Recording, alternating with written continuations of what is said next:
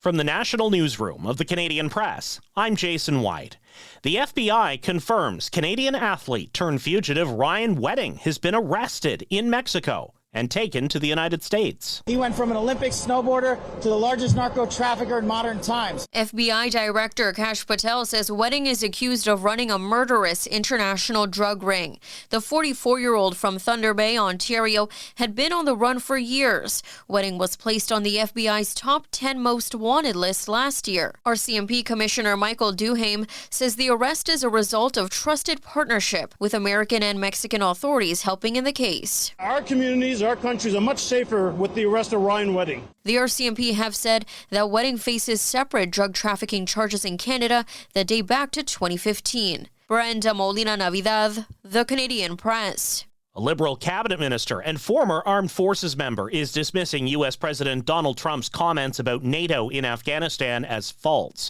Culture Minister Mark Miller joins UK Prime Minister Keir Starmer and Prince Harry in pushing back against Trump's claims that NATO allies stayed back from the front lines in Afghanistan.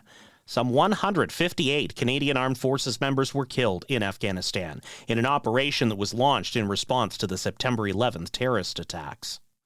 The chief of the Assembly of First Nations says at least one First Nations person recently had a negative encounter with U.S. Immigration and Customs Enforcement.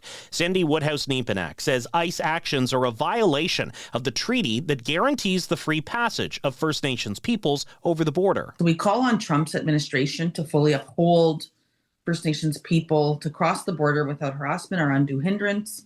Border agents and ICE officials must be properly trained in recognizing and legitimizing tribal identifications, including status cards from here in Canada. Ontario Regional Chief Abram Benedict confirms a First Nations man was detained by ICE, who he says seized the man's Indian status certificate. New Brunswick's top doctor has found no evidence of a mysterious brain disease in the province. Dr. Yves Leger notes many of the patients had other illnesses, like Alzheimer's or Lewy body dementia. A menacing blast of Arctic air across Canada's midsection has made it too cold to ski in parts of Manitoba. People from New Brunswick through Alberta are hunkering down to wait out the bone-chilling cold snap. Some regions could see overnight wind chills as low as minus 50 tonight.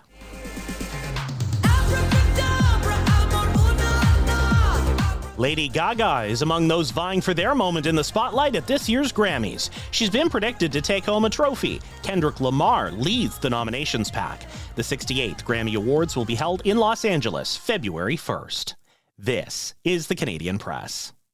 In sports, Mitch Marner hits the ice in Toronto tonight for the first time as a member of the opposition. His Vegas Golden Knights face the Maple Leafs at Scotiabank Arena. Marner was asked this morning, what will it be like to see the tribute video from his old team? I'm going to try to enjoy it and then, try to get back to hockey right away. But, I don't know. I haven't thought of that too much. I'm trying not to. I know it's going to be, maybe a weird, cool, special moment all in one. Marner played 9 years in Toronto after being drafted by the team he cheered for as a kid, growing up in nearby Thornhill, Ontario. Canada's Rhys Howden has earned silver at a men's ski cross World Cup. He was leading for most of the race, but the racer from France passed him on the course's final feature. And Canadians Alicia Fabry and Paul Ayer finished 4th in ice dance, while Gabrielle Daleman placed 7th in women's singles at the Four Continents Championships in Beijing today. Americans swept the ice dance podium. From the Canadian Press, I'm Jason White. Thanks for listening. Don't forget to follow and subscribe. For more of today's top stories, visit thecanadianpressnews.ca.